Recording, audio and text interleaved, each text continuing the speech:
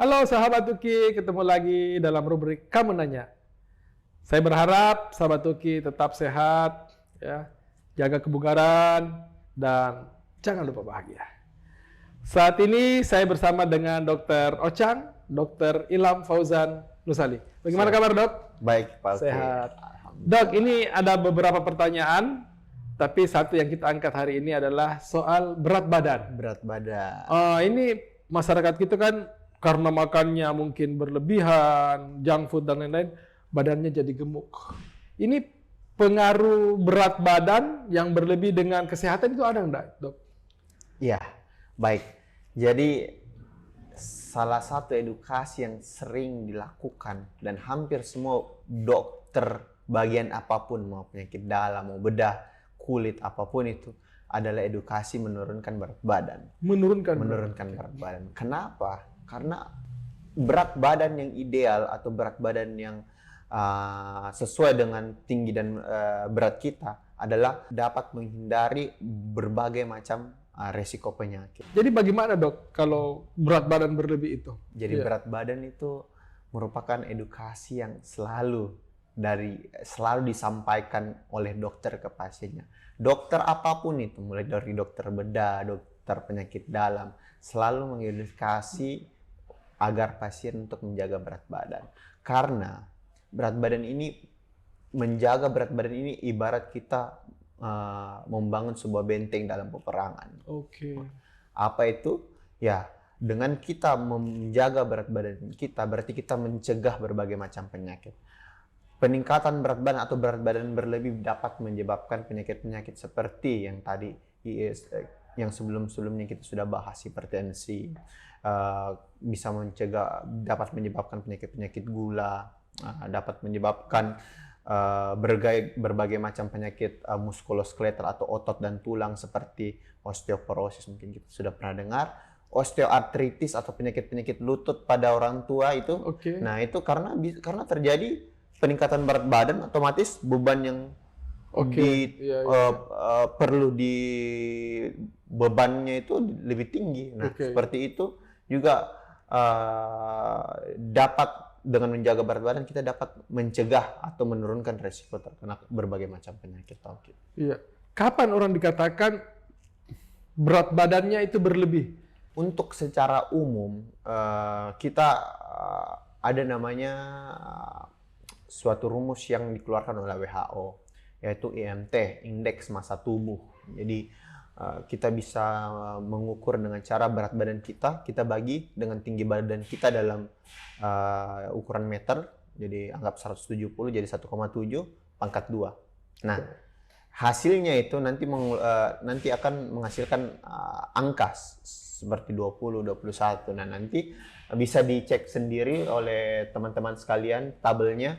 Akan ada kategori-kategori tertentu mulai dari berat badan ideal, overweight, obes 1, obes 2. Nah, semakin tinggi angkanya otomatis semakin tinggi resiko penyakit berat badan yang bisa kita dapatkan. Seperti itu. Kalau kita berat badannya berlebih, penyakit apa yang bisa kena orang itu? Bila kita berat badannya berlebih, ya kita bisa kena penyakit-penyakit seperti diabetes mellitus, kolesterol. Kalau berat badannya kita besar kan otomatis banyak lemak kan, lemak, otomatis itu lemak-lemak jahat dia bisa nempel di pembuluh-pembuluh darah. Dan nempel pembuluh-pembuluh darah seperti yang kita jelaskan sebelumnya. Dia terlepas dari pembuluh darah bikin obstruksi, bikin sumbatan, jadi penyakit jantung misalnya di jantung. Sumbatan di otak bisa bikin stroke. Berat badan kita berlebih bikin rusak lutut karena terlalu tinggi bebannya. Otomatis juga kalau berat badan kita berlebih, mudah lelah. Semua otomatis bakal terganggu. Baik itu fungsi dalam organ atau pikiran kita juga pasti lebih fresh kalau misalnya kita bisa mengoptimalisasikan dengan berat badan ideal tubuh. Oke. Jadi bagaimana caranya, Dokter Ocang, kita supaya berat badan kita selalu stabil? Sebenarnya satu kuncinya. Defisit kalori. Defisit kalori itu lebih banyak kalori yang keluar dibanding kalori yang masuk. Jadi itu kalau misalnya kita dengar minum pil A, B, C dapat turun 7 kilo dalam seminggu, harus makan ini, dilarang makan nasi, dilarang makan ini. Itu kalau misalnya penurunan berat badan terlalu cepat itu juga tidak baik dalam kesehatan. Jadi intinya defisit kalori. Nah, bagaimana caranya? Kita harus ukur. Makan paginya kita berapa kalori, makan siangnya kita berapa kalori, makan malamnya kita berapa kalori. Aktivitas fisiknya kita bagaimana. Dan berat badan, ketika kita ingin menurunkan berat badan kita, dianjurkan dalam ahli gizi klinik itu 0,5 kg dalam 1 minggunya. Jadi kurang lebih 3 kilo cukup itu untuk berat badan, diturunkan berat badan dalam 1 bulan. Ya. Nah, untuk defisit kalori itu kita tidak perlu untuk tidak boleh makan nasi. Kita cukup membatasi. Membatasi, misalnya tidak berlebihan. Misalnya kita mengurangi makan minuman yang berrasa. Karena ibaratnya kita haus, kita minum Coca-Cola. Coca-Cola itu 150 kalori, kurang lebih hampir sama dengan setengah nasi. Cuma untuk menghilangkan rasa hausnya kita. Nah, itu yang kita anggap, enggak gini, biasa, enggak bikin gemuk gini. Nah, itu kebiasaan-kebiasaan itu yang kita. Dan pertama itu mengurangi minuman-minuman yang berasa. Kedua, kita juga mengurangi konsumsi makanan-makanan yang mengandung banyak minyak. Nah, misalnya makan makanan gorengan seperti itu. Kan biasanya belum pika kenyang. Nah, bisa kita cegah dengan kita minum dulu segelas air putih sebelum kita makan supaya kita tidak makan terlalu berlebihan. Begitu ya. Iya. Dan yang paling, kalau untuk tips yang bisa juga diaplikasikan dan lebih mudah, berpuasa. Berpuasa itu bukan berarti harus seperti kayak bulan puasa ya, Ramadan. Jadi kita cukup menunda waktu makan pagi kita. Misalnya kita memberikan jeda makan dari jam 12 sampai jam 7 malam. Jadi terakhir kita makan jam 7 malam. Pertama kali kita makan yang biasa makan pagi itu jam 8 pagi, kita kasih ke jam 12 siang. Nah, gunanya apa itu? Ya, gunanya untuk mencegah mencegah kita terlalu banyak memasukkan kalori. Misalnya, kalau kita beraktivitas fisik, kita lari dalam sehari sekitar setengah jam, itu 400-500 kalori. Kita makan dan segala macamnya, harus ini lebih banyak yang keluar. Kalau kita mau menurunkan berat badan, atau setidaknya sama, supaya tidak berlebihan pengaturan nutrisi yang masuknya, seperti itu, Pak.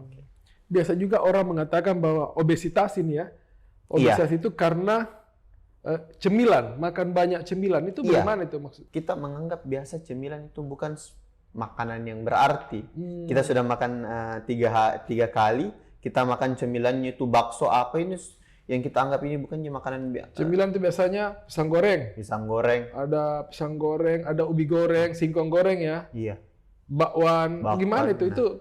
Nah, ini tinggi kalori. Bakwan, pisang goreng itu apa tadi yang kita sudah jelaskan, merupakan makanan-makanan yang banyak mengandung minyak. Jadi yang normalnya kita cuma makan 3 kali sehari, kita anggap itu biasa makan cemilan, akhirnya tidak defisit kalorinya kita. Lebih banyak kalori yang masuk dibanding kalori yang keluar. Semakin sering seperti itu, dengan hitungan bulan, hari, apa semua dan segala macam, IMT kita akan naik, yang tadi kita jelaskan, akan naik ke obesitas. Nah, dan itu ya bakal mencetuskan lebih mudah terjadi peningkatan berat badan yang akan menyebabkan obesitas. Jadi untuk menghindari obesitas, olahraga itu penting juga, Dok ya? Olahraga itu sangat penting. Penting. Olahraga apa yang paling cocok untuk menurunkan obesitas? Olahraga kardio. Kardio biasa kita sebut itu seperti lari, seperti bersepeda, boleh juga bermain basket, apapun lah itu. Itu olahraga yang cukup cepat dalam membakar kalori.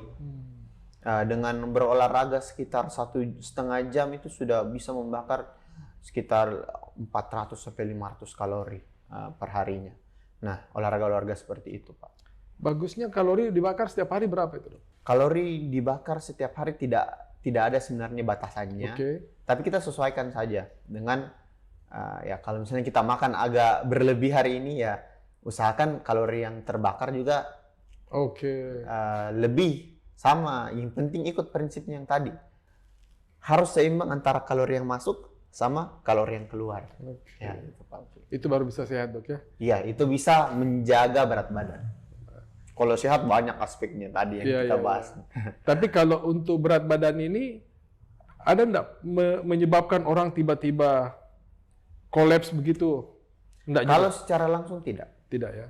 Tidak. Tapi salah satu keluhan pasien yang paling sering datang tidurnya ngorok Oke. karena berlebihan lemak di daerah wajah sehingga mendorong lidah menghambat saluran pernafasan. Jadi udara itu istilahnya yang lubangnya seperti ini karena berat badannya berlebih, terdorong lidahnya, akhirnya udaranya sedikit masuk. Nah, itu itu juga sering keluhan-keluhan yang Menyebabkan mendapatkan- ngorok itu ya. Iya, ngorok. Berarti kalau orang gemuk kemungkinan besar ngorok itu. Iya, makanya seperti itu biasanya yang kita Oke, Dok. dapatkan. Oke, makasih Dok atas jawabannya dan sahabat Uki jaga makannya, olahraga yang benar, Iya. Tidur minimal dianjurkan lebih dari 6 sampai 8 jam. 6 sampai 8 jam. Untuk sehat seperti itu, sahabat Uki. Iya. Terima kasih Dok atas waktunya dan sampai ketemu pada Kamu Nanya berikutnya. Siap.